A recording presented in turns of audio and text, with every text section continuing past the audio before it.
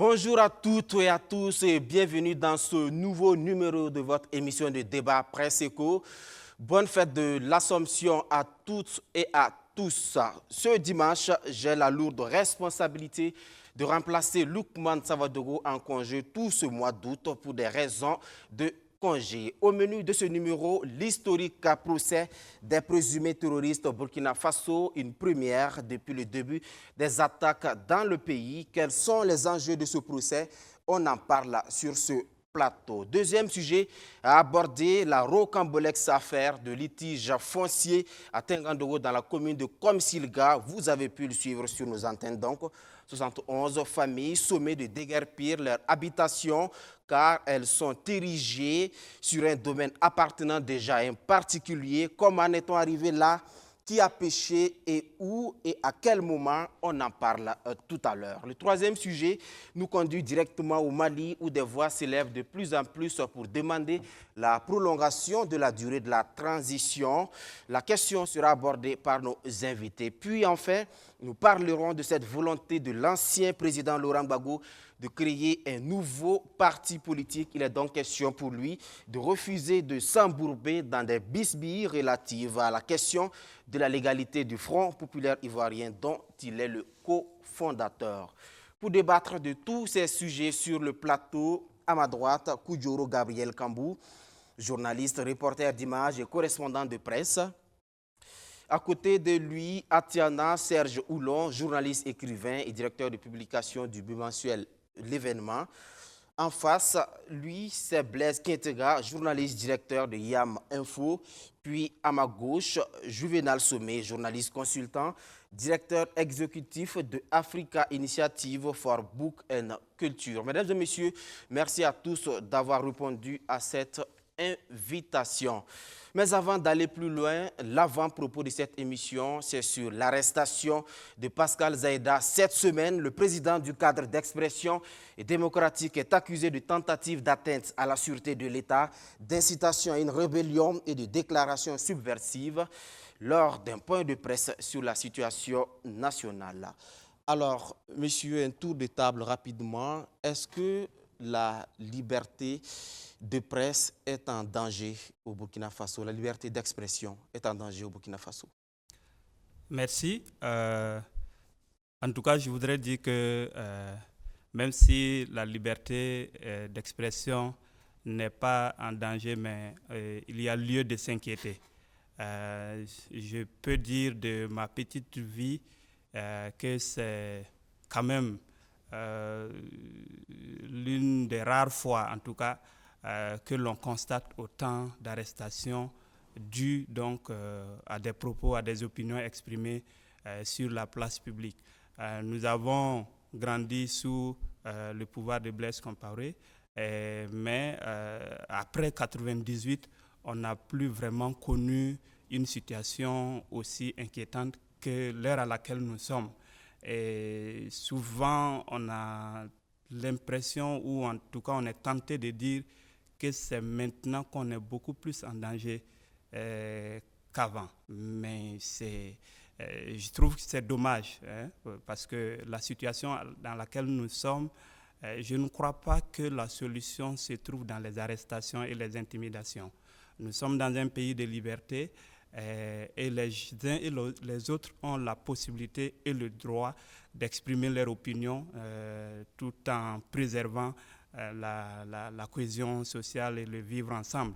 Mais il n'est pas aussi juste de se cloîtrer dans des mensonges, de dire que tout va bien pendant que tout ne va pas bien. Je pense qu'à un certain moment, par amour pour la patrie, par amour pour la nation, par amour pour le peuple, quand ça ne va pas, il faut avoir le courage de dire quoi que cela puisse nous coûter. Donc, pour moi, la solution n'est pas dans les intimidations et les arrestations, mais dans l'union, la mutualisation de nos efforts et de nos intelligences pour sortir de ces bourbiers. Atiana Serge Oulon, la liberté d'expression est-elle en danger au Burkina Faso? Non, il ne faut pas se faire d'illusions. Ce n'est pas qu'au Burkina. Partout ailleurs, ce n'est jamais un acquis définitif et pour toute la vie. C'est un éternel combat et il ne faut pas baisser la garde. Donc là-dessus, il ne faut pas se faire d'illusions. Vous avez vu aux États-Unis qu'on présente comme un des pays les plus démocratiques. Vous avez vu pour les propos de Trump, on a supprimé des comptes. Donc c'est pour dire qu'il n'y a pas de diligence à se faire. Il n'y a pas de, comme souvent on le dit, il n'y a pas de liberté sans responsabilité. Il n'y a pas de, la liberté s'exerce aussi dans le cadre de loi. Je crois que dans le cas de Pascal Zaïda, ce qui m'intrigue, et j'ai tout l'air que c'est peut-être des méthodes cavalières, parce que de ce qui ressort un peu, c'est vrai qu'on n'a pas un communiqué officiel, c'est que ce sont des instructions reçues de la hiérarchie. Si on s'en tient un peu à ce que son acolyte Marcel Tankwano a pu avoir comme information. Si c'est là, c'est déplorable parce qu'il faut rappeler que ce n'est pas la première fois que non seulement l'individu est interpellé, mais en l'espace de quelques temps, je crois qu'il y a un activiste aussi qui avait été interpellé, un certain Sana pour un poste, qui a été relâché par la suite. On a eu d'autres personnes de la société civile après l'organisation de conférences de presse qui appelaient à mobiliser les gens pour défendre la patrie, moyennant justement une cotisation de chaque Burkinabé. Ces personnes ont été interpellées puis relâchées. Il m'a tout l'air que j'ai l'impression que ça se fait en dehors des règles de la République parce qu'il faut se dire que, excepté le procureur du Faso qui peut demander à ce qu'on interpelle quelqu'un, quelques personnes, que ce soit fut-il ministre ou président, ne peut pas, parce qu'il a peut-être des forces de police sous sa responsabilité, demander à ce qu'on interpelle un citoyen. Et c'est pour cela que vous voyez que généralement ces genres d'actions ne vont pas plus loin que cela. C'est peut-être des méthodes d'intimidation. On n'a pas tous les éléments, mais j'ai tout l'air que ce n'est pas vraiment une procédure régulière où c'est vraiment l'autorité judiciaire qui a instruit, ou du moins qui commande en fait cette procédure-là. Et là, il faut déplorer cela. Je pense que peut-être qu'il appartient aussi à ces personnes-là aussi d'user de leurs droits parce qu'on ne peut pas en tant que citoyen, parce que quelqu'un n'est pas content des propos, parce qu'il occupe une responsabilité politique ou une responsabilité administrative, parce qu'on a des éléments peut-être sous sa coupe, on dit d'aller interpeller un tel, on te garde pendant quelques jours, ça s'apparente un peu à de l'enlèvement et à de la séquestration, au regard de ce qui s'est déjà passé, parce que je me rappelle qu'il y a eu des élèves qui avaient été interpellés de cette façon, quand ils ont été déférés, le procureur a dit qu'il n'est pas au courant de leur arrestation, on les a relâchés. C'est la même chose que dans le cas de Naïm Touré, il y a eu une affaire, il a été interpellé comme ça, et quand il a été déféré au niveau du procureur du Faso près du tribunal de grande instance de Ouagadougou, il a été relâché parce que le procureur dit qu'il n'est pas au courant. Je ne serais pas étonné que dans ce cas encore, on soit dans une sorte de ce genre, mais n'empêche que je mets toutes les réserves. Il est possible que dans ce cas, ça soit une procédure régulière. Dans tous les cas, on attend de voir la suite. Si ce n'est pas le cas, c'est vraiment très déplorable et je pense qu'il faut qu'on tire les leçons un peu de ce que s'est déjà passé. Autrement, je pense que ceux qui sont victimes doivent aussi, on est dans un état de droit et je pense que si on estime qu'on a été brimé ou lésé dans ce droit, qu'on puisse se faire droit aussi, quoi, tout simplement. Alors, l'autre grande question, c'est de savoir si on a le droit de tout dire. Est-ce qu'on a le droit d'opiner sur tout? Blaise Kettega. Ben, en tant que citoyen, oui, parce que je pense que cette arrestation vient une fois de plus démontrer en fait que, aussi bien dans le fond et dans la forme, ça n'en valait pas la peine. Et puis ça fait une deuxième fois qu'on arrête Pascal Zaïda dans des conditions similaires. Je pense que, où l'on vient de le dire tout de suite, il y a deux volets. Il y a un volet politique et puis il y a un volet en fait sur même la procédure. Et donc, moi, je pense que ça dessert même ceux qui l'ont, cette hiérarchie-là qui a accepté faire ça. Parce que justement, vous savez, à un certain moment, quand vous vivez dans une nation, vous êtes obligé en tant que citoyen, même nous en tant que journalistes, on nous en veut souvent parce que, bon, on se prononce sur un certain nombre de sujets. Par exemple, quand vous prenez les sujets sur les questions militaires, on opine là-dessus. On dit, en tant que citoyen, nous estimons aussi que c'est une responsabilité en tant que citoyen de donner son avis sur comment est-ce que la cité est gérée. Et donc, je pense que pour moi, c'est un recul. Hein. On se rappelle, en 2011, le 30 mars 2011, Maître Benouende Sankara a dit à la place de la nation que Blaise Compaoré devait démissionner. Mais on ne l'a pas arrêté pour ça. Et on a vu, en fait, des événements très récents qui nous montrent qu'en fait, on a dit plus que ça. Laurent Gbagbo a toujours dit que les portes de l'enfer vont s'ouvrir sur le Burkina. Est-ce qu'on a déjà procédé on a essayé d'entendre Laurent Gbagbo sur pourquoi il dit que l'enfer va s'ouvrir sur le Burkina? C'est ce que Pascal Zaïda a dit. Du point de vue objectif dans le truc, je pense que c'est un acteur politique. C'est vrai qu'il est de la société civile, mais on connaît aussi son orientation dans la société civile. Il est proche en fait de l'opposition et en fait les partis qui ne gèrent pas le pouvoir d'État. Et donc je pense que ça n'en valait pas la peine. Et je pense aussi qu'en tant que citoyen, nous avons la responsabilité d'opinion sur tout ce qui se passe. Maintenant, il faut un encadrement. Et il y a un encadrement juridique en la matière. Et, autrement dit, pour moi, je pense que c'est un recul démocratique de procéder. Et puis, ce sont des jeunes gens, Pascal Zaïda, Naïm Touré, etc. Bon, je pense que quand on gère le pouvoir d'État, ça veut dire qu'on a une vue large, en fait, sur la dynamique. Et des acteurs comme Pascal Zaïda, je ne vois pas en quoi est-ce que Pascal Zaïda représente une menace pour le régime du point de vue de son organisation, de sa capacité organisationnelle. C'est vrai que c'est un leader d'opinion, etc., etc. Mais bon, ça n'en valait pas la peine. Alors, Juvénal Soumé, est-ce que la liberté d'expression donne le droit de tout dire? Je répondrai d'abord à la première question que vous avez posée. Est-ce que la liberté d'expression est menacée au Burkina? J'ose espérer que non.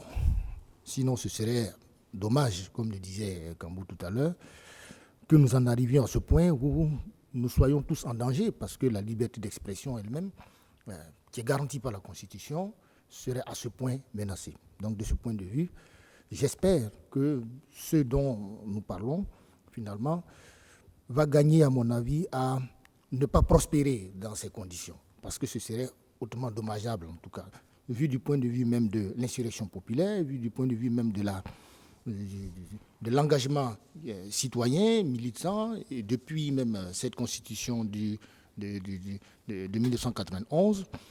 Donc, de ce point de vue, j'espère qu'il n'en est rien. Concernant l'affaire Zaïda, moi j'ai deux approches. Du point de vue de la forme, je me dis qu'en tant qu'autorité, personne n'est au-dessus de la loi, nul n'est au-dessus de la loi. Nous sommes tous censés respecter la loi. Et si l'autorité estime que quelqu'un est en porte-à-faux avec la loi, évidemment, on ne peut pas lui en faire un procès. Maintenant, du point de vue du fond, je n'ai rien vu en termes de communication qui m'explique clairement qu'est-ce qui lui est reproché. Voilà, je vois des bribes de communication où on laisse entrevoir un certain nombre de choses. Non, moi je ne suis pas, cette manière de faire ne me convient pas. Voilà, parce que en matière même de gouvernance politique, il faut savoir que la liberté, c'est le principe. Et la privation de liberté, c'est l'exception. Donc il ne faut pas que l'exception devienne, à mon avis, le principe. Donc si on prive un citoyen de sa liberté, ce qui est grave du point de vue même de la démarche même de la gouvernance politique, priver un citoyen de sa liberté, ce n'est pas quelque chose qu'il faut prendre à la légère. Et donc, de ce point de vue, quand on en arrive à ce point, il faut donner tous les éléments d'information pour que les gens soient situés. Voilà. Moi, j'entends dire que certains de ses proches donnent une version qui est différente de celle de la police. Non, ce n'est pas acceptable. De ce point de vue, moi, je dis que quand on arrive à ce point, il faut que nous ayons des éléments d'appréciation objectifs qui nous permettent de dire oui ou non, voilà, telle personne arrêtée dans telles conditions, cette arrestation se justifie ou ne se justifie pas. Mais quand on est dans des spéculations de ce genre, personne ne gagne et l'institution elle-même perd en crédibilité. Enfin, je dirais que moi, je plaide pour la pacification de l'espace public au Burkina Faso. Il y a eu le cas de Naïm Touré, aujourd'hui on parle de Zaïda, il y en a eu d'autres. Moi, je pense qu'aujourd'hui, il faut qu'il y ait une sorte de gentleman agreement entre les acteurs politiques et même les acteurs sociaux, parce qu'on ne peut pas acter une gouvernance sur des méthodes aussi, je dirais, de privation de liberté. À chaque étape, on attend que X a été arrêté. Non, ce n'est pas comme ça. Moi, je trouve qu'il faut que les uns et les autres, à un moment donné, s'arrêtent pour faire le point, voilà, parce que l'autorité elle-même y gagnerait et même les acteurs sociaux eux-mêmes gagneraient. Mais si à ce point on est finalement, ça doit se terminer à chaque fois dans des commissariats de police ou devant des tribunaux, en réalité, tout le monde y perd. Voilà. Notre démocratie perd en maturité, l'institution elle-même qui croit bien faire en réalité n'y gagne rien du tout, et les citoyens eux-mêmes finalement finissent par perdre confiance en l'institution elle-même. Donc, de ce point de vue, moi, j'estime qu'il faut que les deux parties, en tout cas à un moment donné, sachent raison garder ou s'entendre au moins sur ce qu'on peut accepter, voilà, de telle sorte que notre démocratie puisse gagner en maturité. D'accord, merci. Place maintenant à notre premier sujet. Je vous le disais à l'entame, cette semaine s'est ouvert le tout premier procès des présumés terroristes. On regarde l'audience du jour 3 et on revient pour la suite des débats. L'accusé de ce troisième jour du procès de présumés terroristes est poursuivi pour association de malfaiteurs en lien avec une entreprise terroriste. C'est un agriculteur malien de 25 ans arrêté en 2019 par la force Barkhane à Ariel, un village de la province du Soum dans le Sahel. Selon les informations issues de l'instruction, il a été interpellé après le bombardement d'un camp terroriste où il surveillait de l'armement et des motocyclettes appartenant au groupe Daoula Islam, une branche de l'État islamique au Grand Sahara. Toujours selon l'instruction, il a quitté son village Kassa au Mali pour rejoindre ce groupe terroriste dans le Sahel burkinabé pour des raisons économiques. Il aurait appris que cette organisation paie 2 millions de francs CFA à ses combattants. Mais à la barre, le mis en cause nie tout en bloc. Il dit s'être plutôt rendu au Burkina Faso pour emprunter de l'argent à un ami pour l'organisation du baptême de son nouveau-né. Fidèle à sa stratégie, puisque ayant accepté d'être jugé sans avocat, il a rejeté tout au long du procès les faits qui lui sont reprochés. Mais les éléments de preuve exposés par le procureur ont convaincu le tribunal qu'il a condamné à 21 ans d'emprisonnement ferme, assorti de 14 années de sûreté et de 2 millions de francs CFA d'amende. Furieux contre ce verdict, celui qui devrait désormais passer plus de 2 décennies derrière les barreaux a lancé au juge, je cite, « Tu iras en enfer ». S'il n'est pas d'accord avec cette sentence, il a toutefois 15 jours pour faire appel. Les tout premiers procès antiterroristes, mesdames et messieurs, Gabriel Kambou, qu'est-ce que ce procès vous inspire? Un procès historique, c'est une première depuis le début des attaques terroristes au Burkina Faso. C'est très attendu. Il a enfin débuté. Qu'est-ce que ça vous inspire? Bien, je voudrais dire que c'est quand même la partie qui manquait.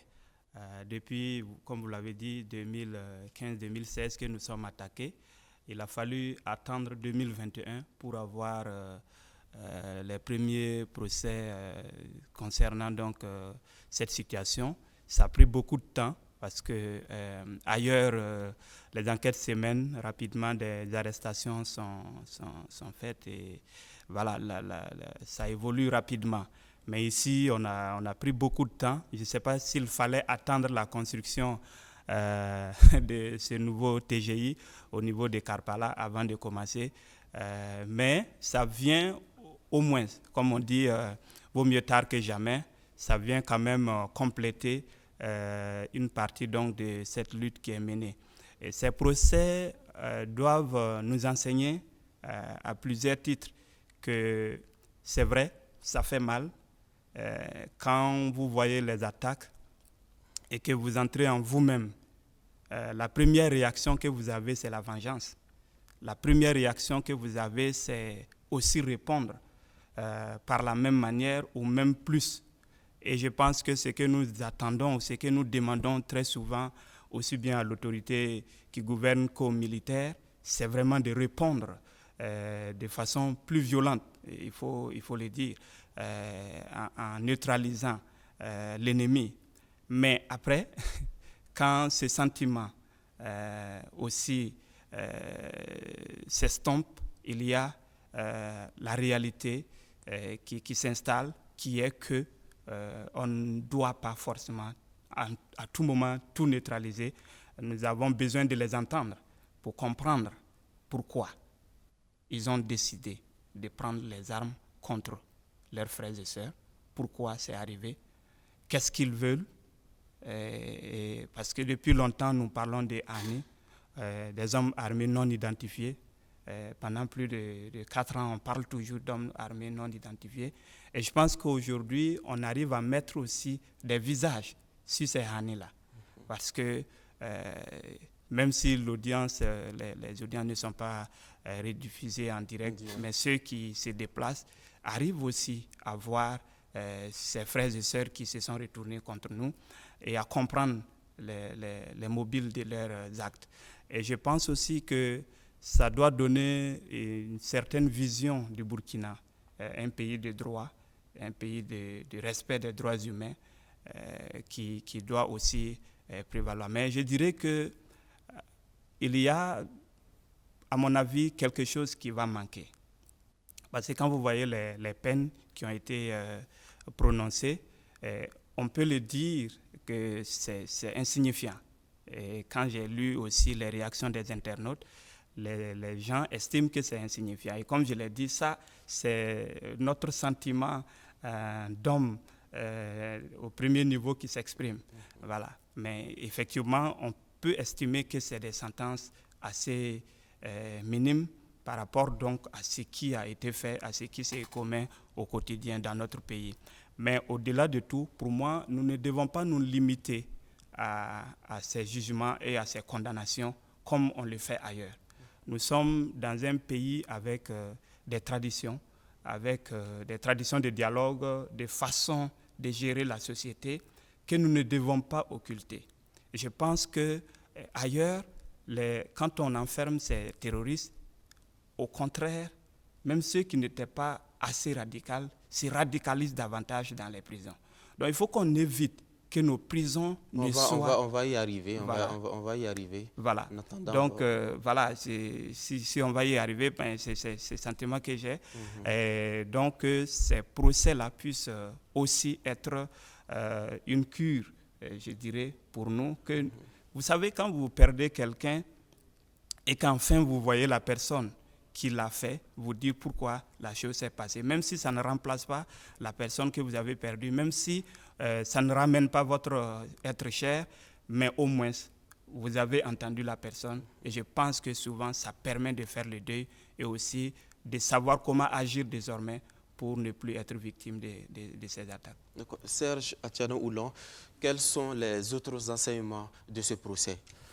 Bon, c'est le fait déjà que le Burkina remplit aussi une part de son contrat à l'international avec les engagements internationaux qui ont été pris. Parce qu'il faut rappeler que avant la tenue de ces procès, il y avait quand même des interpellations lorsque le Burkina passait à l'évaluation périodique universelle où on évaluait en fait la situation des droits humains. Et je crois que la tenue de ce procès, parce qu'on a une centaine d'individus détenus à la prison de haute sécurité pour des faits liés au terrorisme. Donc c'est pour dire que c'est un peu un ouf de soulagement pour les autorités qui pourront se défendre sur la tribune internationale. Et comme ça a été dit, c'est l'état de droit qui s'affirme, je pense qu'on peut se réjouir. Et je pense qu'il faut préciser aussi que même s'il n'y avait pas eu d'actes terroristes au Burkina, certainement qu'on allait assister en fait à des procès de ce genre, parce que quand vous voyez le lot de ceux qui sont passés, il y a ceux qui sont allés se forger au Mali, qui ont combattu au Mali, qui n'ont posé aucun acte terroriste au Burkina, qui sont revenus dans leur pays qu'on a arrêté et jugé. Voilà, donc c'est pour dire qu'il y a un peu ces éléments-là. Si vous prenez des pays comme le Sénégal, il n'y a pas d'acte de terrorisme, mais il y a des Sénégalais qui ont été jugés et condamnés parce qu'ils sont allés combattre de l'autre côté. Donc il ne faut pas se leurrer, même s'il n'y avait pas eu d'acte terroriste au Burkina, parce qu'il faut le préciser, il faut rappeler aux gens. Il y a des Burkinabés qui sont en détention dans les prisons maliennes. Il y a des Burkinabés qui sont en détention, certainement, je pense, dans les prisons nigériennes pour des activités liées au terrorisme, tout comme il y a des Maliens, des Nigériens qui sont dans les prisons burkinabées. Donc là-dessus, je crois que c'est ça qu'il faut rappeler. Maintenant, sur la question du temps, comme ça a été effleuré tout à l'heure, il faut dire qu'il a fallu s'adapter aussi. Le Burkina, il a fallu s'adapter, il fallait revoir l'arsenal juridique, il fallait mettre tout en place, toute une logistique, il faut relire un certain nombre de textes. On a évoqué la question des peines. Il faut préciser que ce sont les peines maximales qu'on a infligées. Oui, à ces personnes, même si les gens estiment que c'est peu, c'est des peines maximales. Voilà, c'est le droit. On ne peut pas aller au-delà de ça. Et par rapport à ce pourquoi on les a poursuivis, parce qu'on ne prend pas les gens, on dit c'est le terrorisme, c'est, je sais pas, l'emprisonnement à vie, ou on a du reste, on a aboli la peine de mort. C'est des peines maximales qu'on a infligées à tous ceux qui ont été reconnus coupables. Je crois qu'il y a eu un seul qui a été relaxé au bénéfice du doute. Sinon, tout le reste, c'est des peines maximales. Donc, c'est pour dire qu'on a appliqué la loi dans son... Il y a un prévenu qui a pris 10 ans, je pense. Oui, il y a un prévenu qui a pris 10 ans. Par rapport toujours à ce pourquoi il est poursuivi. Ça, voilà, association de malfaiteurs, c'est la peine maximale. Parce que quand vous prenez pour chaque infraction, il y a une peine minimale et une peine maximale. Quand vous prenez association de malfaiteurs, vous prenez détention illégale d'armes de guerre et de munitions, vous prenez dégradation volontaire de biens mobiliers, immobiliers, vous prenez vol aggravé, à chaque infraction, il y a une peine qui est là. Et nous, dans notre arsenal juridique, ce n'est pas comme le système anglo-saxon ou le système américain où on additionne les peines. On estime que vous êtes poursuivi peut-être pour 5 infractions. On regarde des 5 infractions, quelle est l'infraction qui a la peine la plus élevée et on vous inflige cette infraction-là et on vous inflige cette peine plus du moins si on estime que vous êtes reconnu coupable. Et c'est ce qui s'est passé dans le cas. Maintenant, on n'a pas eu des situations de peine plus élevées que les 21 ans parce qu'il y a eu quelqu'un d'autre qui a pris 21 ans. C'est tout simplement les faits et je crois jusqu'à présent pour ceux qui sont poursuivis, on n'a pas encore retrouvé des situations où ces personnes sont auteurs peut-être de mort d'homme. S'il y avait mort d'homme, certainement qu'on allait assister à des peines d'emprisonnement à vie. Mais comme c'était des histoires d'association de malfaiteurs, de détention illégale d'armes de guerre et de munitions, de vol aggravé, de dégradation volontaire de biens, parce que l'essentiel c'est association de malfaiteurs, parce que ça se retrouvait un peu partout pour ceux qu'on a retrouvés peut-être sur les lieux de combat, ou bien parce qu'ils ils reconnaissent, ou du moins on estime qu'ils sont membres d'un groupe terroriste. Ce sont ces personnes-là qui ont occupé de la lourde peine. Et après, vous avez toute la logistique qu'il fallait mettre en place, le pool spécial, le pool spécialisé antiterroriste qu'il fallait mettre en place, il faut former les magistrats. Donc il y a un peu cette machine-là aussi qu'il fallait revoir, sans rappeler aussi que les textes ont été relus, comme je l'ai indiqué, le code pénal, le code de procédure pénale. Donc ça a permis quand même de prendre peut-être un peu du temps pour pouvoir tenir ces procès, parce que la plupart de ceux qui ont jugé, c'est des faits qui sont déroulés en 2017-2018. Nous sommes en 2021, donc on est dans une moyenne de 4 ans, 3 ans. C'est là maintenant on peut rentrer dans l'appréciation. Est-ce qu'on a réuni les conditions pour qu'il y ait un procès juste et équitable? À partir du moment où on doit tenir compte maintenant du délai raisonnable pour juger ces personnes-là, parce qu'il faut aussi se mettre à la place, parce que du reste, vous avez quelqu'un déjà qui a été relaxé au bénéfice du doute. Donc c'est pour dire qu'il peut y avoir des gens qui peuvent aussi être détenus. Vous imaginez si vous devez passer 4 ans, 5 ans, 6 ans sans être fixé sur votre sort, vous imaginez ce que ça fait. Donc c'est pour dire que ces éléments mis ensemble, c'est un élément en plus. La justice entre en jeu maintenant dans le cadre de la lutte contre le terrorisme, parce que c'est un ensemble, ce n'est pas le volet militaire seulement, et la justice aussi participe à faire de telle sorte qu'on puisse avoir ce maillon-là qui rentre en ligne de compte dans le cadre de la lutte contre le terrorisme. Et on doit pouvoir tirer les enseignements à chaque situation et faire de telle sorte que quand même la machine puisse être huilée et ça puisse aller de façon beaucoup plus rapidement, de façon beaucoup plus efficacement aussi, et de telle sorte que l'état de droit puisse s'affirmer et qu'on envoie un message aussi à ceux ou celles qui seraient tentés dans cette situation et qu'on prenne les mesures aussi pour l'autre volet par rapport à la réinsertion et tout le reste, et ceux qu'on peut récupérer, qu'on récupère, ceux qu'on ne peut pas récupérer, qu'on fasse de telle sorte qu'ils ne puissent pas être nuisibles à la société tout simplement. D'accord. Blaise Keitega, la préparation a pris presque 6 ans, mais finalement, le procès se tient. Il est salutaire. Oui, salutaire. Et je vois ça aussi sur un autre angle. Vous savez que tout dernièrement, nous avons eu un dossier emblématique qui est celui donc, de l'assassinat donc, du journaliste Norbert Zongo. Et donc, on voit que une des personnes les plus importantes qui est indexée dans le dossier par rapport à son extradiction est allée donc à la Cour européenne des droits humains pour et donc je pense aussi que c'est d'un côté aussi un message qu'on envoie à la communauté internationale pour leur dire que si vous voyez qu'on juge des terroristes, ça veut dire que nous sommes nous avons un dispositif qui permet à n'importe quel prévenu présumé de pouvoir donc avoir un procès équitable. Donc, le deuxième volet, c'est par rapport donc justement à ces questions terroristes là, c'est que ces procès-là nous ont permis. C'est vrai que ça durait, hein, mais ça a été rappelé ici, c'est dû aussi au contexte dans lequel nous étions. Mais ce procès-là a permis de comprendre en fait que le processus de radicalisation de ces jeunes-là, ou du moins de ces personnes qui ont pris les armes contre le Burkina Faso, vient une fois nous conforter dans cette position qui est celui de rappeler ce que l'UNESCO a dit. Les guerres prenant naissance dans l'esprit des hommes, c'est dans l'esprit des hommes qu'il faut élever les édifices de la paix. Et je vois des gens qui disent que même s'il y a à refaire, ils vont le refaire, c'est montrer le niveau de radicalisation. Et ce niveau de radicalisation-là, nous avons une responsabilité à quelque part parce que justement, le processus de socialisation des populations, mais également donc, de nos citoyens, n'a pas tenu compte d'un certain nombre de valeurs qui les amènent à regarder autrement leur État, à regarder autrement leur pays. C'est pour cela que un peuple doit être orienté axiologiquement, de telle sorte que il y a un niveau d'information, quand vous les avez, ça vous empêche d'aller vers donc, ces organisations-là. Donc je pense que c'est un procès à la fois pédagogique et aussi c'est un procès aussi qui vient rappeler que quels que soient les actes que tu commets, tu as le droit à un procès équitable. Donc je pense que l'autre enseignement que moi je tire aussi, c'est le traitement de l'information de ces questions-là. Je pense que le gouvernement, ou du moins l'institution judiciaire devait beaucoup collaborer avec les médias pour que en fait, le traitement de ces informations-là soit souvent à caractère stratégique, pour que nous ne donnions pas en fait, une occasion aussi à ces gens-là de pouvoir lancer des messages d'encouragement à leurs camarades, parce que j'ai vu que quand un prévenu dit au juge qu'il ira en enfer, etc., il y a un qui disait que pour rien au monde, s'il y avait à reprendre, il ne va pas le reprendre. Donc, c'est de faire de telle sorte qu'aussi, avec les médias, l'information ne soit pas une tribune, ou du moins ces procès-là ne soient pas une tribune pour eux, de montrer aux autres, de lancer des messages à l'endroit donc de ceux qui sont toujours donc, dans cette situation de radicalisation. Juvénal Somé, les autres intervenants l'ont dit. Quand on écoute les prévenus à la barre, on a tout de suite vraiment cette impression qu'il y a nécessité d'impliquer dans la lutte contre le terrorisme cette dimension, toutes ces politiques dans des endoctrinements. Est-ce votre point de vue aussi? Oui, tout à fait. Quelqu'un disait que c'est une lutte qui ne peut pas se gagner simplement sur le terrain militaire.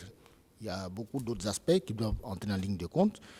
Moi, ce que j'ai retenu de ce procès, c'est le niveau de désocialisation des prévenus.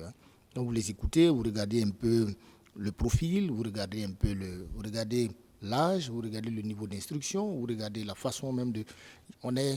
et c'est là où on devrait, à mon avis, tirer les leçons, parce que notre gouvernance doit en fait tirer les bonnes leçons en fait de ces procès, mais pas simplement faire de la publicité, comme quelqu'un le disait, évidemment, à ces groupes armés. Et c'est là où il faut trouver le juste équilibre entre comment à la fois faire donner cette idée finalement que notre système judiciaire monte, on va dire, en gagnant en maturité, et en même temps ne pas offrir aussi une tribune, évidemment, d'expression rêvée, évidemment, à un certain nombre d'acteurs qui ne se reconnaîtraient pas finalement dans ces procès. Donc pour moi, c'est déjà une bonne chose, parce que ces procès constituent, de mon point de vue, un élément en fait du puzzle, voilà, qui manquait jusque-là, parce que on a mis l'accent sur la lutte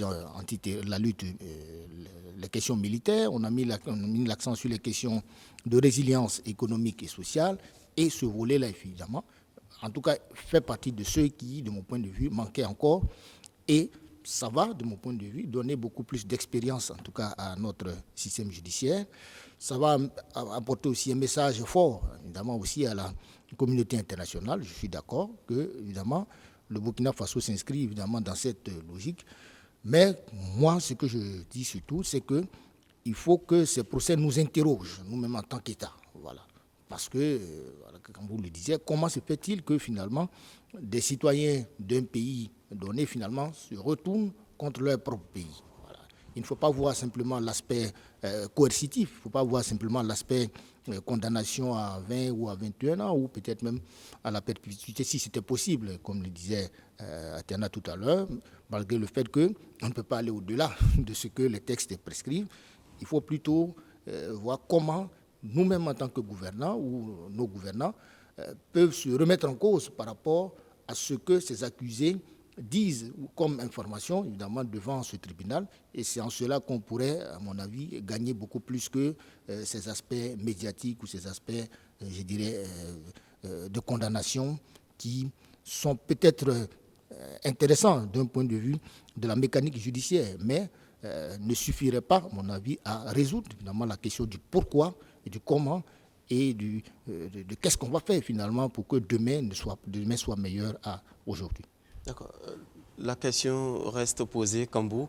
Oui, je voudrais souligner quelque chose par rapport à cette lutte contre le terrorisme. Comme on l'a dit, c'est un élément du puzzle qui commence à se compléter.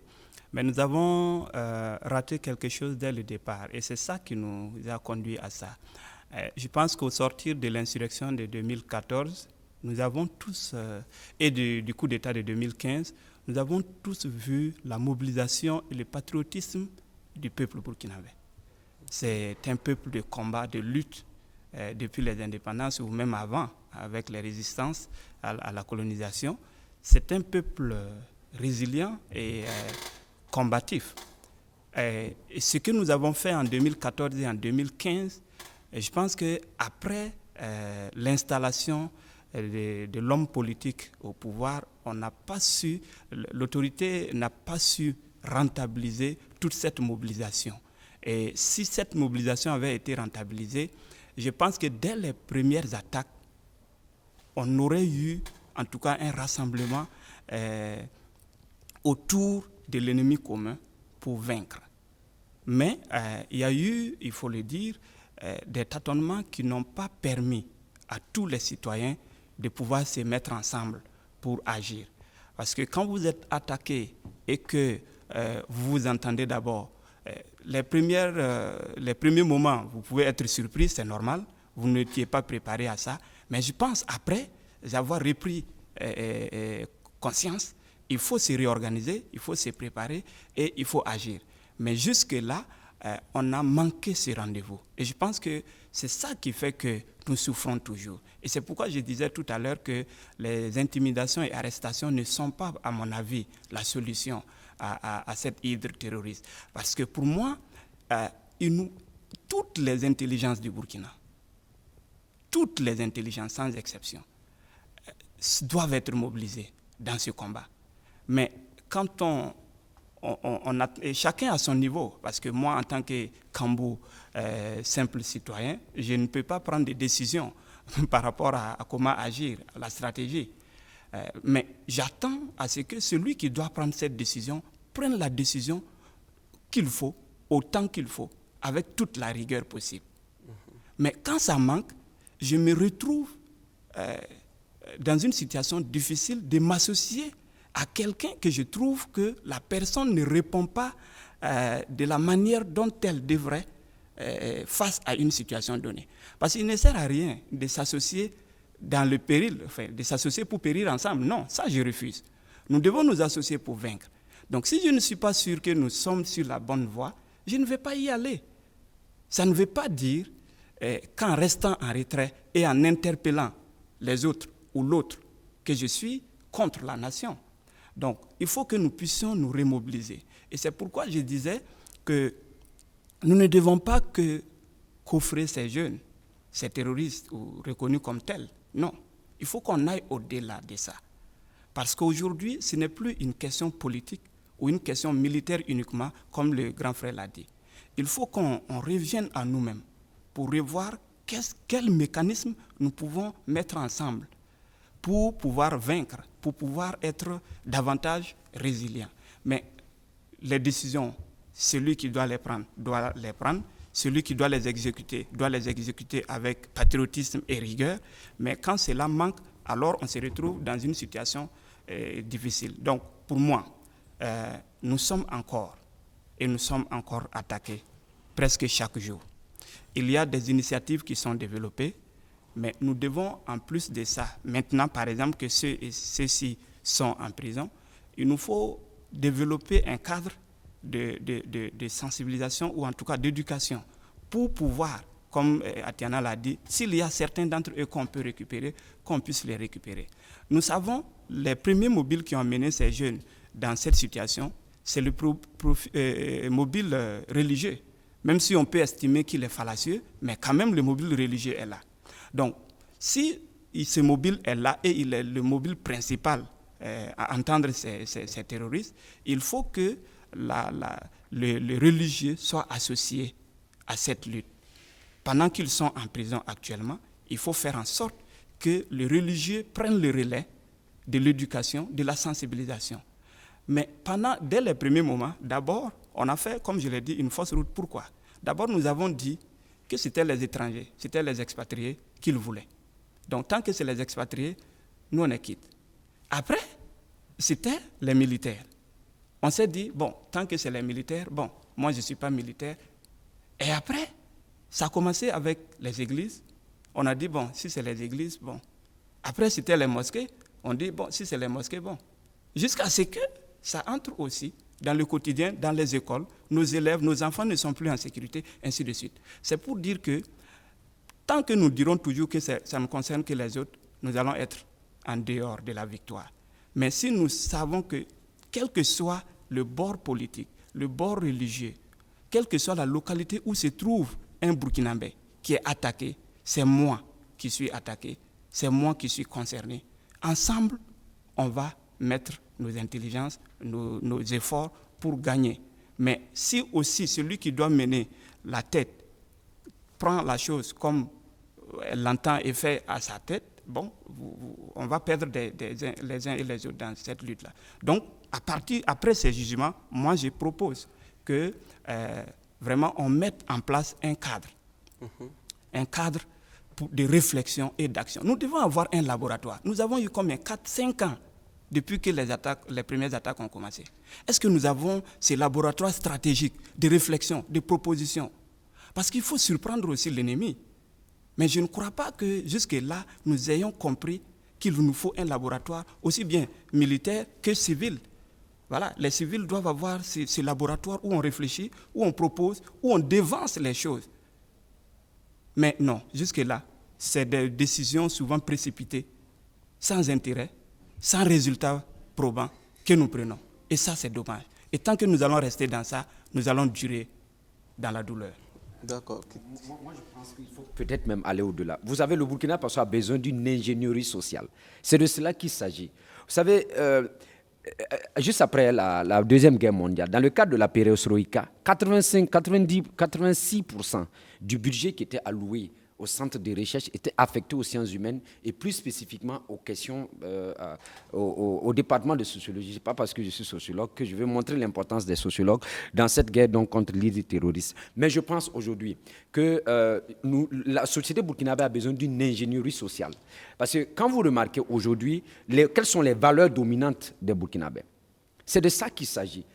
Et il a bien parlé de l'historique en fait, de cette question-là. Et l'historique de cette question-là, quand vous dites par exemple d'impliquer les gens, ce qui manque aujourd'hui, c'est que quand vous prenez les départements ministériels, là, avec cette situation, on devait affecter un volet lié à cette question sécuritaire-là, notamment les questions d'agriculture, d'élevage, etc., etc. Et quand vous voyez les dernières façons d'attaquer, vous vous rendez compte que les gens ont besoin maintenant de ressources. Avant, ils n'emportaient pas du bétail. Mais maintenant, ils emportent du bétail, etc., etc. Donc, ça peut dire qu'à quelque part, ces gens-là ont un circuit de ravitaillement, etc., etc. Au niveau du ministère de l'administration territoriale, par exemple, et je crois qu'il y a un département qui était chargé en fait des questions du culte du religieux. Je crois que ça fonctionne toujours. Quand vous suivez en fait l'ensemble des messages, et on connaît comment ça a un peu commencé dans le Nord spécifiquement, ça a commencé par des prêches, etc., etc. Et la radicalisation est venue progressivement et on n'a pas su anticiper. C'est de ça aussi qu'il s'agit. C'est pour cela, moi, je pense qu'il faut, en fait, dans des situations, la plupart des grands pays qui se sont développés, c'est dans des situations comme ça qu'on arrive à faire de ce qu'on appelle de l'ingénierie sociale. C'est-à-dire que c'est à partir de ça qu'on peut espérer, en fait, une sorte de nivellement. Et pour moi, je pense que le gros problème aujourd'hui, c'est les questions de valeur. Et ces jeunes-là qui aujourd'hui s'engagent dans ces trucs-là, c'est parce que le Burkina Faso ne leur a pas donné un sentiment supérieur qui supplante tout. Et comme l'a dit le président chinois, là où la vertu disparaît, vous pouvez commencer à préparer vos valises pour être des résidus de l'histoire. C'est de ça qu'il s'agit. Aujourd'hui, le Burkina Faso a besoin de valeurs de référence qui nous amènent à regarder le Burkina Faso par-dessus tout, quel que soit le niveau de responsabilité. Si on n'est pas capable de regarder notre pays au-delà de nos intérêts égoïstes, au-delà des intérêts de nos clans, il va être difficile de léguer à la postérité ce que nos grands-pères nous ont légué. Depuis 1919 jusqu'à la reconstitution, jusqu'en 1932, jusqu'à la reconstitution de 1947, nous avons eu des ancêtres qui nous ont préparé ce beau pays-là qu'est le Burkina Faso. Mais qu'avons-nous fait de ce Burkina Faso-là? Quelles sont les valeurs dominantes de Burkina, etc., aujourd'hui que nous voulons léguer à nos enfants demain? C'est de ça qu'il s'agit. Donc pour moi, l'autorité a la responsabilité de faire de telle sorte, de conjuguer les intelligences. Le Burkina Faso est rempli d'hommes et de citoyens intelligents, capables de réfléchir pour qu'on regarde le Burkina Faso dans 10-30 ans avec les mêmes loupes. Autrement dit, si on ne commence pas dès l'école primaire, dans les milieux de socialisation, comme les organisations de jeunes, de culte, etc., tant qu'on n'injecte pas des valeurs dans cette société-là, on aura du mal à résoudre cette question terroriste-là. D'accord. Oulan veut ajouter rapidement. Non, juste ajouter que tout ce que nous disons, c'est des choses qui existent déjà. Je pense qu'on ne peut que déplorer que 6 ans que le Burkina, malheureusement, on n'a toujours pas de stratégie nationale de lutte contre le terrorisme. C'est dans les tiroirs. Je crois qu'on a une mouture qui est au niveau du secrétariat général. Qui traîne à être validée. Voilà, qu'est-ce qui peut expliquer ça? Je pense que tout ce que nous sommes en train de faire, je pense que il y a non seulement ça, mais il y a aussi l'absence de véritable politique de déradicalisation. Non, la stratégie intègre tous ces éléments en fait. Si vous prenez, c'est pour cela qu'on a évoqué l'aspect judiciaire, c'est un pan seulement. C'est un pan de la lutte en fait, c'est de façon globale. Ça va de la phase de la prévention jusqu'à la répression et comment faire de tests. Donc c'est vraiment Mais comment comprendre que cette stratégie peine à être adoptée? C'est ce que j'allais dire. Je pense que notre problème, je pense que c'est beaucoup plus... il nous faut beaucoup plus une certaine qualité de leadership. Il nous faut être un peu plus sérieux. Il nous faut être un peu plus responsable. Et la menace n'est pas au-dessus de nos forces. Même pas. Si on se met au sérieux, qu'on s'organise, en 2-3 mois, on peut finir avec cette affaire. Et quand je dis finir avec cette affaire, aucun pays n'est à l'abri d'attaques terroristes. La question est... Quand on va s'organiser, quand on aura les moyens pour pouvoir faire face, c'est dire que n'importe quel imbécile qui va s'amuser, je m'excuse du terme, à s'amuser, à attaquer, il aura la réponse appropriée. Et comme on dit, qui s'y frotte, s'y pique. C'est dire que quand on attaque, on sait qu'il y aura une riposte assez conséquente. Et du reste, quand vous voyez un peu ce qui se passe actuellement par rapport aux attaques des civils et par rapport à certaines embuscades, quand les groupes armés terroristes ont en face une réponse conséquente, vous voyez comment ils sont déroutés, ils s'en prennent à plus faible. Donc c'est pour dire qu'on doit faire de telle sorte que la menace n'est pas au-dessus de nos moyens. Contrairement à ce qu'on pense, ce n'est vraiment pas quelque chose d'extraordinaire. Il nous faut un peu plus nous organiser, il nous faut être un peu plus responsables. Tout ce que nous sommes en train de faire, nous n'inventons rien. Nous n'inventons rien. Tout est déjà là. C'est dans les rapports, c'est dans les documents intéressants que nous ne lisons pas. C'est peut-être que nous ne l'exploitons pas suffisamment. Par exemple, on parle de la question du redécoupage du territoire. Il y a des documents qui sont là. On a évoqué la question de la vision du Burkina 10, 20, 30 ans. On a fait l'étude prospective Burkina 2025. Où vous prenez, on a fait tous les scénarios. On a fait tous les scénarios. Comment peut être le Burkina à l'horizon 2025? 2025, c'est après-demain. Bon, une façon de parler. Mais c'est un document qui a été élaboré depuis il y a des années. Et quand vous lisez les différents scénarios, vous voyez où nous en sommes aujourd'hui. Nous sommes dans une situation catastrophique.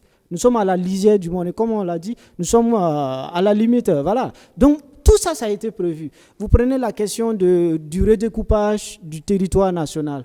Au niveau du ministère de l'économie et des finances, à l'époque, on a élaboré un document qui s'intitule le schéma national d'aménagement du territoire, où on a fait le diagnostic de chaque région avec ses potentialités, avec ses forces et faiblesses, où on reconnaît qu'il y a des régions qu'il faut supprimer, il y a des régions qu'il faut redimensionner. On n'a pas besoin encore de réorganiser les choses. Les documents sont dans les tiroirs. On n'a rien à inventer et on fera. C'est même pas sûr qu'on fera mieux que ce qui a été déjà fait. Donc, appliquons déjà ce qu'il y a et corrigeons les erreurs qu'il y a et mettons-nous au sérieux seulement. Au lieu de faire peut-être du surplace, du saupoudrage et tout le reste, nous perdons inutilement le temps.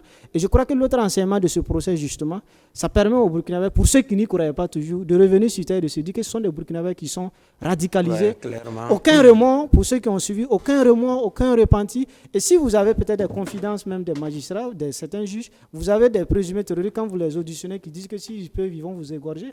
Vous avez des témoignages froids comme ça. Donc, c'est des Burkinabés, et comme ça a été dit, au début, quand ça se passait, on dit non, des Burkinabés ne peuvent pas faire ça. Et quand c'est arrivé, on dit non, c'est telle communauté. Après, on se rend compte que tout le monde se retrouve là-dedans. Ça n'a rien à voir. Voilà. S'il n'y a pas de perspective pour les gens de s'insérer dans le tissu social, évidemment, quand vous prenez un jeune d'à peine 20 ans qui a été embrigadé, qui a même vendu un taureau de son papa pour acheter une arme, pour prouver que lui, il va plaider la cause. Ou bien vous avez un orpailleur, à force juste d'écouter des prêches, qui décide que lui, il est devenu un djihadiste, qui intègre, qui a sa vision du monde, qui est là-bas, qui ne manifeste aucun remords, aucun regret, aucun repenti. Et quand on l'explique, lui, sa vision, quand on l'a arrêté, c'est pas quelqu'un qui va rester en prison. Soit eux, ils gagnent et ils dictent leur loi, soit eux, ils perdent et nous dictons notre loi. Donc, quand vous voyez les gens ont cet esprit, je pense que ça permet aux gens aussi qui sont toujours dans le déni, qui pensent que ce sont des gens qui viennent d'ailleurs, de se dire que ce sont des gens qui vivent au sein de la société. Et c'est un peu partout. Il y a des cellules dormantes, chacun a sa façon de manifester son radicalisme. Nous avons vu des choses incroyables qui sont passées à Ouagadougou, qu'on a laissé passer, malheureusement, et on n'a pas d'autres issues que ce que nous avons arrêté comme règle pour pouvoir vivre ensemble. Ça peut ne pas faire plaisir à des moments si on doit les appliquer, mais il faut les appliquer, c'est pour notre intérêt en tous. Sinon, autrement, nous sommes tous en insécurité, qui qu'il soit, quel qu'en soit là où on est, parce qu'aujourd'hui on est là, demain on peut être dans une situation de faiblesse et on peut être victime d'une situation particulière. Donc il faut qu'on se mette un peu plus de sérieux, qu'on soit un peu plus responsable. Et je pense que si on retrousse les manches, si on met l'intérêt supérieur au devant, on peut résoudre ces problèmes-là. D'accord. Kamboud, maintenant, rapidement, on va y revenir certainement pendant les appels. Il faut que le gouvernement, pour parler de l'État doit reprendre le dessus et être responsable par rapport à la religion dans notre pays. On ne peut pas laisser tout se faire comme actuellement. On se ment. On ne se dit pas la vérité, on n'est pas responsable. Quand il faut adresser de façon rigoureuse certaines questions, ça y va de la vie de la nation. Ces jeunes qui se sont radicalisés, ce n'est pas en un jour. Ça a pris du temps. Comme il a dit, un orpailleur, c'est à force d'écouter.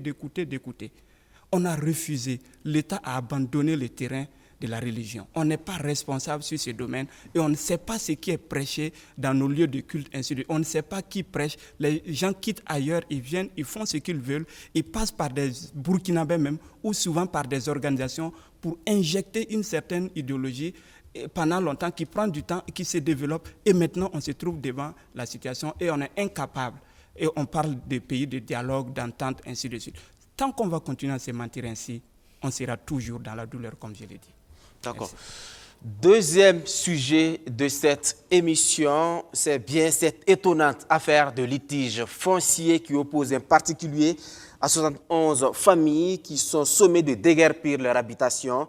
Les faits remontent à 2009. Après un lotissement, des parcelles sont octroyées à des Burkinabés et il se trouve que ces parcelles sont situées sur le domaine d'un particulier qui dispose également de documents officiels. La justice a tranché, les familles doivent déguerpir. La question, c'est comment on en arrive à cette situation. C'est dommage. Et c'est, comme je l'ai dit, on a refusé de gouverner notre pays à un certain moment ou depuis un certain moment. On ne peut pas comprendre que l'administration pose un acte et que le lendemain, cette même administration qu'on dit est une continuité, vienne poser le contraire de ce que la précédente administration a fait. Je pense que ce terrain a été attribué à un individu. On peut opiner sur la taille du terrain, ainsi de suite, mais la personne a suivi une certaine démarche pour arriver à ce niveau. Alors si, après, la mairie vient encore faire un lotissement sur ce terrain en oubliant cette attribution qui a été faite hier, on ne peut qu'aboutir à la situation dans laquelle nous sommes. Ce problème foncier est le plus grand problème après le terrorisme que nous sommes en train de vivre. Le problème foncier, si nous ne nous mettons pas au sérieux pour adresser ce problème, pour résoudre ce problème définitivement, nous allons nous retrouver demain face à une situation beaucoup plus difficile.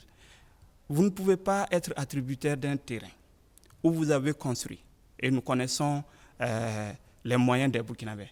c'est sûr que plein de ceux qui ont construit sur ces terrains, légalement aussi, puisqu'ils ne sont pas allés s'installer de façon anarchique. Ils ont eu leur terrain aussi. Voilà, toutes les deux parties sont dans la légalité. Donc, c'est qui le problème? C'est l'administration. Donc, vous ne pouvez pas prendre vos économies ou même contracter un prêt, construire votre maison et que le lendemain, on vienne vous dire déguerpisser parce que la mairie n'a pas été responsable dans la gestion de ce problème. De tous les côtés, c'est difficile. C'est difficile. Je pense que l'autorité ici n'a pas joué franc jeu. Mais pourquoi? Parce que, vous savez, dans l'administration burkinabé, quand on nomme X qui doit remplacer Y, quand X arrive, elle balaie tout ce qui était là. On change tout jusqu'à la moquette, jusqu'aux chaises. Et c'est ça qui fait qu'on oublie que celui qui était là a posé des actes qui doivent être continués, qui doivent être pris en compte dans les décisions actuelles que je dois prendre. Vous voyez? Donc la situation actuelle, et on va courir. J'ai lu le maire qui dit, je suis allé voir le Mogo Naba pour gérer la situation. Écoutez, le Mogo Naba, ce n'est pas une autorité administrative. Vous ne devez pas être là chaque fois, créer des problèmes pour courir derrière cette autorité traditionnelle pour résoudre vos problèmes. En ce moment, on sort du cadre du droit. Parce que quand on va voir le Mogo Naba, c'est pour faire quoi? C'est pour qu'il demande. Et vous, en tant que citoyen, en tant que fils, on peut le dire, du Mogo, vous serez obligé, par contrainte, comme ce qui s'est passé à Pazani, on a refusé de résoudre le problème dans la légalité. On va courir, mettre du sel, mettre un drap sur la plaie, pendant que la plaie va continuer à se gangréner. Donc, on ne résout pas nos problèmes comme il se doit. On n'évite même pas nos problèmes, on les crée. Et on s'assoit maintenant, on court derrière les autorités morales pour pouvoir résoudre ces problèmes. Je suis sûr que le Mogo Naba va demander à l'attributaire du terrain de laisser passer, d'accepter un autre terrain, ainsi de suite. Ce problème va être résolu de cette façon, en dehors du cadre légal. Et la mairie va continuer, ou les mairies vont continuer à créer de tels problèmes, et on ne va jamais s'en sortir. Donc je pense qu'à un certain moment, il faut qu'on soit responsable. Et cette course effrénée dans la possession foncière, vous savez, ceux qui nous gouvernent ou nos actes de tous les jours comptent. Ceux qui prennent notre argent de façon illégale, par la corruption et autres, qui ne peuvent pas aller déposer cet argent dans les banques, le terrain le plus facile aujourd'hui, c'est l'investissement foncier. Donc ils vont prendre des hectares et des hectares. Comment vous pouvez comprendre effectivement que dans Ouagadougou, une seule personne puisse avoir 3 hectares, 4 hectares, 5 hectares? Et l'autorité, je me demande, est-ce que nous savons, notre pays ne fait pas rêver. Pourquoi? Si vous prenez jusqu'à 50 km de Ouagadougou, il n'y a plus de terrain possible. Il n'y a plus d'espace libre. Tout a été vendu. Cela veut dire que si demain, on doit construire une école, on doit construire un CSPS, on doit construire la route, ce sont des gens qu'il va falloir dédommager, déguerpir, ainsi de suite, parce qu'on a laissé faire. Et si allez derrière Saba, vous allez voir que sur 20-30 km, vous voyez des pancartes, telle société immobilière, telle société immobilière. C'est des bornes. Tout le pays est borné. On ne peut pas continuer à lotir tout un pays. Il faut qu'à un certain moment, on soit responsable. Il y a de la spéculation un peu partout. Pourquoi tout le monde veut avoir sa maison? C'est parce que ça devient de plus en plus difficile de pouvoir payer la location. Ces logements sociaux que je trouve ne sont pas adaptés à nos réalités. Dans Ouagadougou, on n'a pas besoin que chacun ait un terrain pour construire. Mais si nous construisons des immeubles où on peut avoir plusieurs familles, mais on gagne dans la gestion même du terrain et on avance beaucoup plus facilement et les logements sont accessibles. Et ça permet que chacun puisse éviter de courir derrière, ainsi de suite. Voilà. Donc, tant qu'on va rester dans ça, on va continuer à avoir des problèmes comme... Ce n'est que comme Silga. Ailleurs, c'est pire. Et vous voyez, vous avez des gens qui ont 200 parcelles, 300 parcelles. Depuis que l'Assemblée nationale a fait cette enquête et a révélé les dysfonctionnements, qu'est-ce qui a été fait? Parce que ceux qui doivent prendre la décision sont ceux-là qui détiennent ces parcelles, qui détiennent ces immeubles, qui louent à l'État. Et vous allez voir, si vous voyez un ministère ou bien une direction qui loue une maison, allez regarder au fond. Vous allez voir si ce n'est pas la femme, mais ça peut être le fils ou la fille d'un tel. On ne va pas rentrer dans ce Donc débat c'est tout ça. Non, mais c'est tous ces petits actes-là qui déterminent le fait que quelqu'un puisse se retourner contre ces pays. On trouve souvent que c'est banal, mais ce n'est pas banal. Parce que quand il y a manque de justice, quand il y a manque d'équité, quand quelqu'un croit que dans son pays, il n'a pas d'avenir, quand quelqu'un croit que les autres sont contre lui, alors il ne peut que se retourner contre les autres. Et c'est ce à quoi nous assistons aujourd'hui. Si vous avez les moyens aujourd'hui, il faut éviter de narguer les autres ou de vouloir posséder tous les pays pour vous seul. Vous n'avez pas 100 ans à vivre, plus que ça. Demain, vous allez partir, vous ne partirez même pas avec une seule aiguille. Donc faisons en sorte que la nation soit au-dessus, comme l'autre l'a dit, de nos intérêts personnels. D'accord. Oulon, visiblement dans cette affaire de litige foncier à Tengandogo, il est clair que c'est l'administration qui a fauté. Mais pourquoi ce sont les pauvres ménages qui doivent payer les pots cassés? C'est intriguant, non? Parce que c'est l'administration qui a fauté. Je pense que peut-être que c'est dans le développement de Koundioro, mais je ne pense pas que il est objet ici de discuter de comment l'individu a pu avoir le terrain de 20 000 mètres carrés. Et au Burkina, les textes n'interdisent pas. Si vous pouvez avoir 1 million de mètres carrés, tant que c'est acquis légalement, je crois que le débat n'est pas à ce niveau. On reconnaît, je pense que du reste, c'est ce qui est intéressant, parce que moi je vois que c'est un problème assez simple. C'est vrai que ça a des conséquences sur des ménages, parce que celui qui est propriétaire demande à ce que les gens quittent. C'est l'administration qui est responsable. Et nous sommes dans une situation, on paye forcément en fait ce que nous ne voulons pas faire. On a demandé depuis longtemps d'informatiser le fichier foncier. Pourquoi? Si on l'avait fait, au moment où la mairie de Komsiliga décidait d'attribuer encore des terres à ces ménages-là, on allait se rendre compte qu'il y a quelqu'un qui est déjà propriétaire du terrain. On allait faire autre chose. Aujourd'hui, moi je déplore, je ne sais pas, la sortie du maire, je ne sais pas qu'est-ce qu'il a voulu faire de cette façon. C'est vrai que expliquer un peu, faire l'historique du problème. Parce que moi j'ai l'impression qu'il jette en quelque sorte le M. Tamboura en pâture quand il parle d'un terrain pour un lieu de culte qu'il a donné, qu'il a demandé un règlement à l'amiable, qu'il a proposé telle superficie, le monsieur a refusé, ou bien cette dernière proposition, il n'a pas refusé ou il n'a pas accepté, il s'est déplacé au niveau du cabinet de l'avocat de M. Tamboura, qu'il a saisi le président de l'Assemblée nationale, le Mogona. Je ne sais pas qu'est-ce qu'il veut dans ça. Le monsieur est dans son droit. La décision de justice demande à ce que les gens déguerpissent.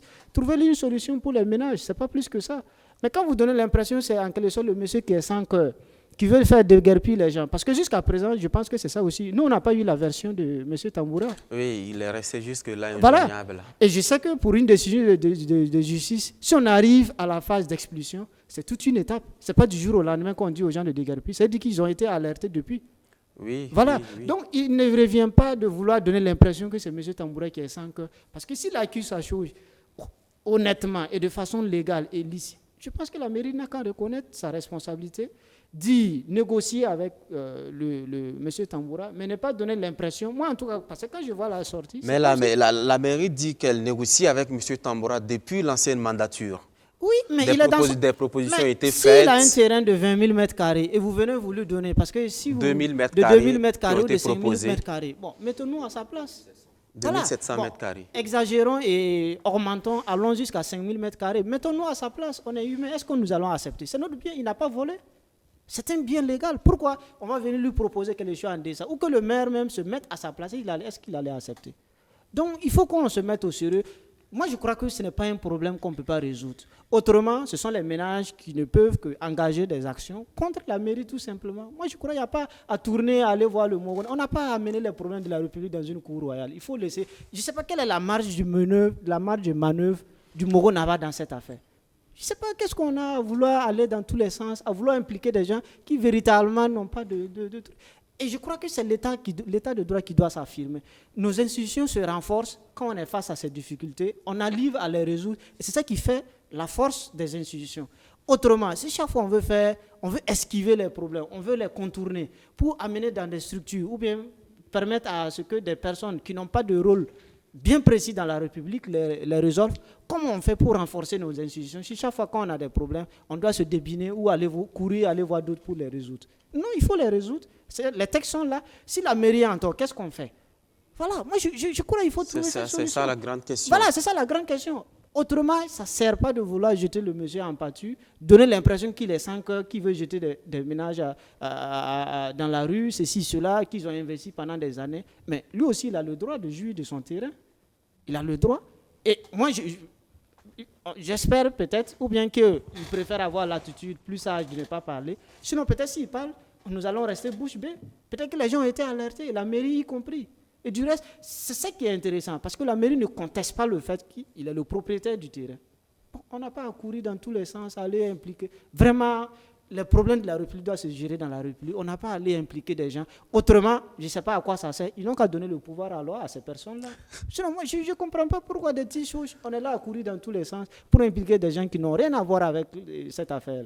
Voilà, pour d'autres considérations, oui, pour d'autres éléments. Et on glisse petit à petit, on fragilise les institutions. Parce que les institutions, c'est à force de régler les problèmes, ce sont les secousses qui amènent à ce que ça se renforce, les institutions deviennent fortes. Sinon, autrement, on passera le temps à chaque fois à se débiner, à faire de telle sorte à déplacer les problèmes, et ça ne renforce pas davantage les institutions. Or, on les met en place justement, c'est ça qui les met à l'épreuve. Et c'est à force d'être à l'épreuve qu'on se renforce, qu'on devient plus fort. Bon, si on ne fait pas ça et qu'on doit aller dans tous les sens, vraiment, je ne sais pas qu'est-ce que nous voulons comme pays, qu'est-ce que nous voulons comme État de droit, qu'est-ce que nous voulons comme République, qu'est-ce que nous voulons comme nation. Parce que si on amène ça, après on rentre dans des interprétations subjectives, après on rentre dans des... Je ne sais pas en quoi il est obligé peut-être de rentrer dans les histoires de négociation, c'est son terrain. Si vous voulez le dédommager ou bien vous voulez, je ne sais pas, lui donner une compensation, que ce soit quand même à la hauteur de ce qu'il a comme bien. Parce que je ne pense pas que celui qui négocie, s'il était à la place de l'autre, est-ce que lui-même il va accepter? Je crois que c'est tout simplement ça. C'est la faute de l'administration, que l'administration essaie de voir les possibilités dans le cadre de la République de régler ça. Autrement, si on pense que le côté humain doit prendre le dessus, qu'on fasse une expropriation. Et même une expropriation, ça a ses règles. Le monsieur doit doit recevoir une compensation et on passe à autre chose. Un problème de ce genre, on n'a pas à s'agiter et faire de telle sorte que comme si on n'a pas les solutions à ce problème. Blaise Kettega, est-ce que quelque part la mairie, l'administration n'a pas une circonstance atténuante dans cette affaire, dans la mesure où depuis 2010-2009, des négociations étaient en cours avec M. Tamboura et qu'en 2014, les choses ont été suspendues, notamment avec la suspension des lotissements. Est-ce que quelque part l'administration n'a pas une circonstance atténuante dans cette affaire?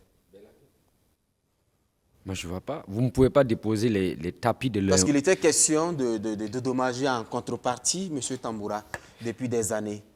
Mais c'est de ça qu'il s'agit. Vous ne pouvez pas vous asseoir sur les tapis de l'incohérence et récolter les fruits de la cohérence. C'est de ça qu'il s'agit. Vous ne pouvez pas vouloir aller à Bobo et puis vous coupez Ouaga ou Ayugia. Vous êtes à Goursi, vous dites « Ouin sans ça que ça va aller ». Le problème du Burkina, c'est ça.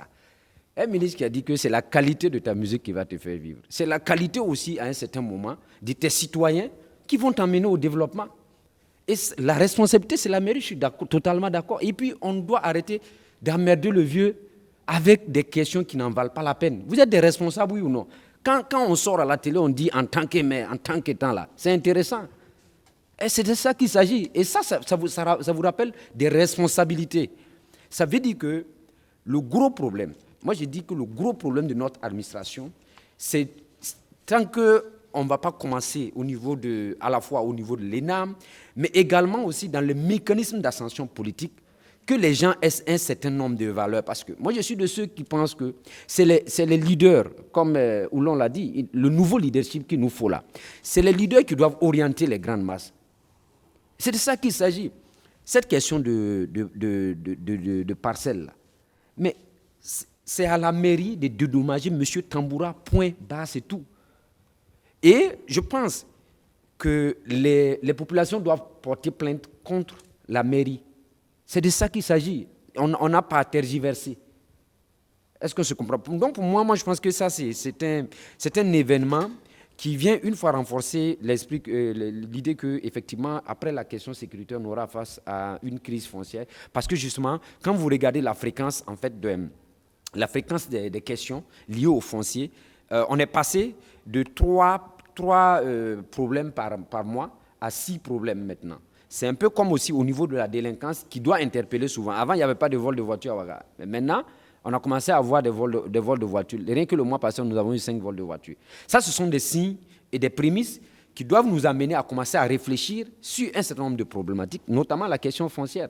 Et je pense que le ministre Benouende Sankara, il est interpellé par rapport à ce genre de situations pour qu'on travaille véritablement sur l'encadrement juridique pour qu'on n'en arrive pas à une autre crise après donc, cette crise sécuritaire-là. Mais ici, la responsabilité, c'est la mairie et les populations doivent attaquer la mairie en justice parce que c'est la responsabilité de la mairie. Monsieur Tamboura, d'accord, merci. Il a acquis son terrain, on lui a donné raison.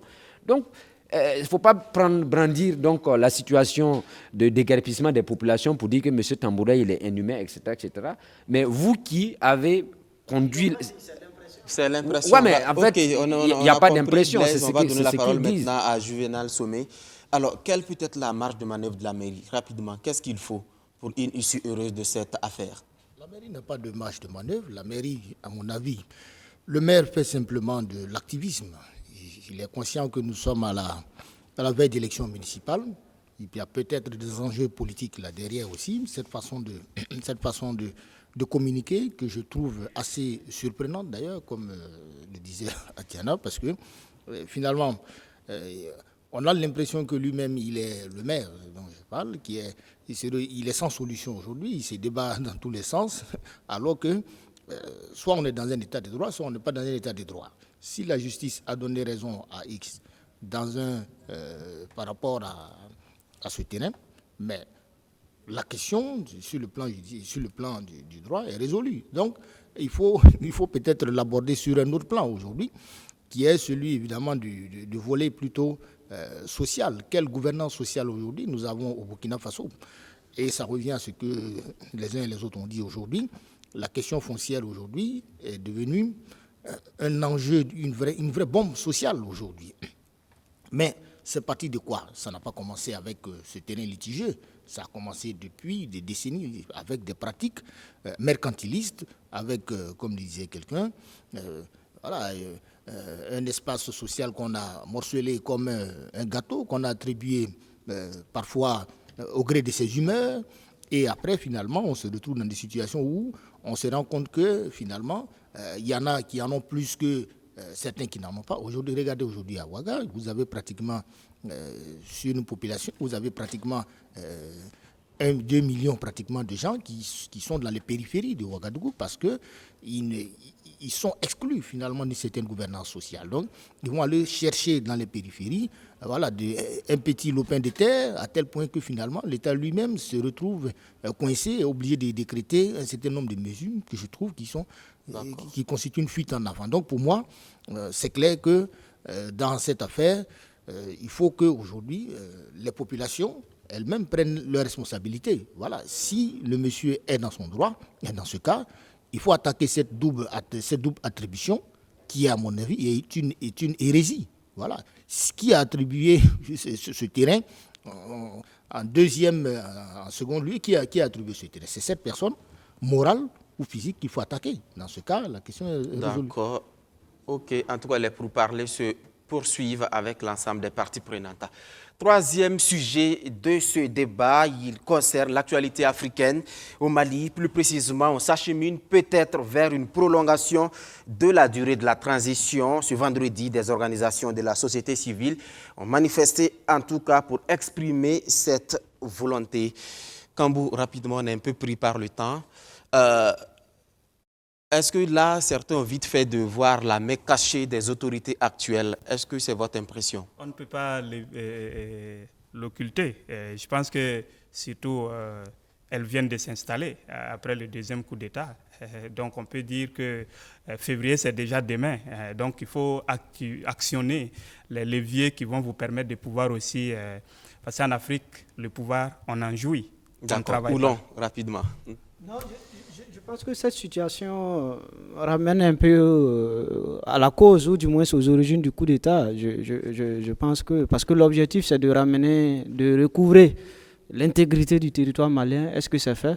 Si ce n'est pas fait, si on est toujours à cette étape de pouvoir être beaucoup plus dans les questions électoralistes et organiser les élections qui préoccupent les gens, bon, certainement que, est-ce que raisonnablement ils pourront faire les réformes les plus appropriées pour permettre à ce qu'en février ça puisse tenir? J'en doute. Maintenant, est-ce qu'il y a une instrumentalisation? Ce n'est pas à occulter, puisque aujourd'hui vous avez... C'est vrai qu'il y a un président militaire, mais vous avez des civils, des politiques, même de surcroît, qui sont sur la scène politique malienne depuis au moins 3-4 décennies et qui gèrent le pouvoir. Donc, c'est pour dire que l'un dans l'autre, chacun a peut-être intérêt à ce qu'on prolonge. Est-ce que c'est dans l'intérêt supérieur des Maliens? Est-ce que c'est dans notre intérêt? Parce que un pays comme le Burkina, nous avons intérêt à ce que l'État malien puisse affirmer sa souveraineté sur l'ensemble du territoire. Vous avez suivi un peu le coup de gueule du président nigérien. Parce qu'en partie, les problèmes que nous aussi nous avons, c'est du fait qu'il n'y a pas d'État malien au nord Mali. Donc c'est facile qu'on ait des camps terroristes, on ait des gens qui puissent attaquer ici et repartir de l'autre côté. Les Nigériens en souffrent, nous aussi nous en souffrons. Je crois que si nous allons faire peut-être un pas de gain, si au moins l'État malien affirmait sa souveraineté sur l'ensemble de son territoire, je crois que nous aussi, on allait essayer de faire notre part, de pouvoir faire de telle sorte que les gens ne puissent pas jouer aussi des frontières. Et la situation politique malienne aussi doit nous intéresser, nous, Burkinabés, et se dire qu'on a intérêt à faire de telle sorte que quand même, ils puissent avoir une autorité légitime et légale dans les règles démocratiques afin que nous puissions travailler tous ensemble pour notre intérêt à tous, afin que les Burkinabés, les Maliens, les Nigériens puissent avoir la paix et la sécurité, même les Ivoiriens, parce que dans tous les cas, le grand foyer du problème de l'insécurité, c'est le Nord Mali, parce qu'il n'y a pas l'État malien. Et je crois que c'est l'objectif aussi des militaires quand ils ont pris le pouvoir, c'était de faire de telle sorte que l'État malien puisse recouvrer sa souveraineté. Et apparemment, ils ont trouvé la formule, c'est dans les accords d'Alger. Apparemment, l'interprétation pose problème. Certains disent qu'il faut relire, d'autres disent qu'il ne faut pas relire. Dans tous les cas, il faut que l'État malien puisse s'affirmer sur l'ensemble de son territoire. Ça fait plus d'1 million de kilomètres carrés. Le Burkina est plus petit que ça. Bon, on espère que nos frères maliens pourront faire de telle sorte que l'intérêt supérieur surtout puisse primer et que le pays puisse recouvrer sa souveraineté nationale afin que tous ensemble nous puissions relever d'autres défis que ces questions basiques qui sont vraiment d'un autre âge. Et pour un État sérieux quand même, je crois qu'on devrait être à d'autres étapes au lieu de traîner le monde au lieu de faire reculer davantage le monde avec ces considérations où les gens sont obligés de courir à notre chevet. D'accord. Blaise Guedka, rapidement, est-ce que objectivement aujourd'hui, l'État malien, les autorités actuelles peuvent réunir les conditions pour organiser les élections d'ici février 2022? Rapidement, 5 secondes. Techniquement, ce n'est pas possible. Je pense que il y a lieu de prolonger cette transition-là parce que c'est à la fois aussi un sentiment partagé par beaucoup de Maliens et comme on l'a dit, la stabilité de Mali est importante pour la sous-région. Merci. Juvenal Somé. Dans tous les cas, c'est un échec. Voilà, c'est un échec si on prolonge la transition qui est censée ne pas se prolonger dans la durée. Ça veut dire que le délai qu'on s'était donné finalement ne pourra pas être respecté pour 1001 raisons. Donc de ce point de vue, je pense qu'il appartient effectivement à la classe politique malienne et même aux Maliens d'en décider. Et je pense que c'est ça qui est. Mais moi j'ai toujours dit depuis le renversement du président Ibeka, j'ai dit que de toutes les façons, renverser un régime ne résoudra pas le problème si ça ne s'accompagne pas de vraies solutions dans la durée. Voilà. Tiana parlait du Nord Mali. Le Nord Mali, ça fait plus de 800 000 km² à peu près. Ça fait un peu plus de 3 fois pratiquement le Burkina Faso. Je doute fort que même avec la prolongation de cette transition, l'État malien puisse recouvrer la plénitude de sa souveraineté sur l'ensemble de ses territoires. Ça m'étonnerait. Mais ce qui est important, c'est en tout cas, c'est au moins d'avoir un minimum qui puisse lui permettre aux Maliens de pouvoir se doter en tout cas d'institutions crédibles, comme vous l'avez dit. En ce moment, ça au moins, on peut l'espérer. Sinon, je pense que le reste, ça va être un peu plus difficile. D'accord. Dernier sujet à aborder rapidement, on est un peu pris par le temps. La Côte d'Ivoire et l'ex-président Laurent Gbagbo qui veut créer un nouveau parti politique. Il refuse donc de se lancer dans une bataille judiciaire contre le FPI dirigé par Pascal Affi N'Djessan. Serge Oulon. Je pense qu'il fait preuve de sagesse et de maturité politique, comme vous l'avez dit. Au lieu de perdre le temps à engager une bataille judiciaire qui peut prendre des années et des années, l'objectif c'est 2025. Il n'a pas toute sa vie devant lui. Je crois que c'est d'engager les hostilités. Parce qu'on a vu sous nos pays, on a eu la bagarre à propos du PAI au Burkina ici. On a fait plus de 10 ans dans cette bagarre. Donc, il vaut mieux ne pas engager cette bagarre. On crée notre parti. Dans tous les cas, tout le monde sait que le FPI, c'est Laurent Gbagbo. Je crois que c'est peut-être Rafin Guessan qui perd dans cette affaire. Et en perspective, c'est 2025 aussi. Mais je crois que les obstacles ne sont pas levés pour Gbagbo parce qu'il est sous le coup d'une condamnation. On avait lancé un mandat d'arrêt dans l'affaire de la casse de la BCAO. Je crois qu'à tout moment, Alassane Ouattara aussi pourrait agiter cela et pourra peut-être l'empêcher. Donc c'est pour dire que les lendemains ne sont pas aussi sereins que cela, contrairement à la parade ou à la façade de réconciliation qu'on a eue et même l'audience qu'on a eue. Donc c'est pour dire que 2025, ça s'annonce encore un peu serré et je crois qu'il faut craindre. Et encore une fois de plus, en tant que Burkinabés, nous ne pouvons que suivre et espérer que les intérêts des Burkinabés qui sont là-bas et du Burkina seront préservés et que nous pourrons d'une manière ou d'une autre faire de telle sorte qu'on puisse avoir une politique qui nous arrange beaucoup plus quand on a un voisin où on pense qu'on a des intérêts assez importants, quoi, tout simplement. Juvénal Somé, rapidement, c'est donc un signal fort pour 2025 pour Laurent Gbagbo? Oh, je crois que pour moi, c'est un épiphénomène. Je dirais même que c'est un retour qui est déroutant, si je puis m'exprimer ainsi, parce que depuis le retour de Laurent Gbagbo, même ses partisans se retrouvent de moins en moins dans la gestion finalement de ce retour au pays natal.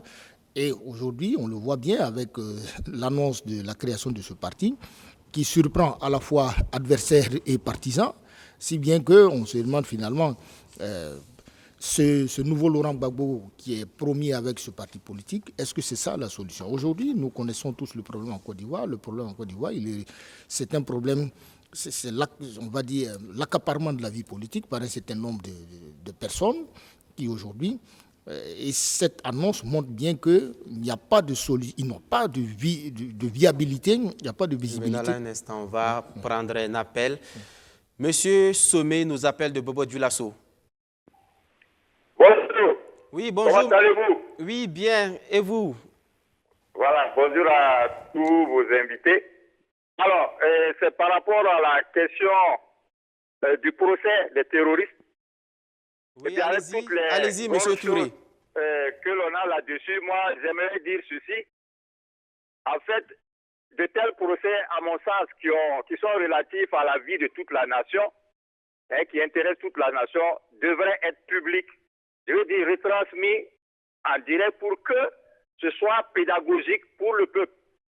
À ce moment, on pourrait en tirer un grand profit. Ça sera bénéfique pour tout le monde.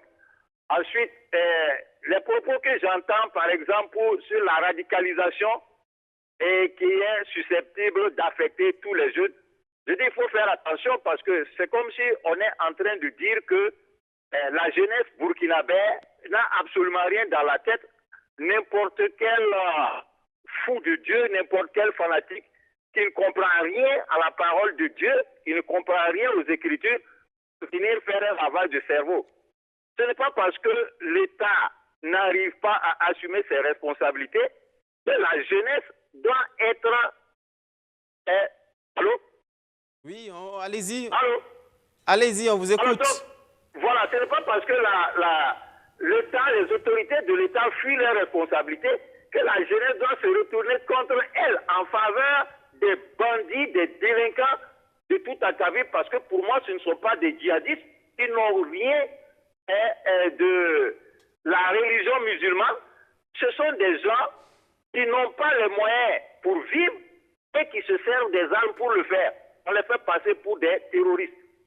Des Burkinabés qui n'ont rien et qui ne veulent rien faire d'honnête, ce sont eux qui peuvent se lancer dans de tels actes. Sinon, ce que les gens doivent avoir à l'esprit, c'est que tous les religieux doivent faire leur travail qu'ils refusent jusqu'à présent de faire.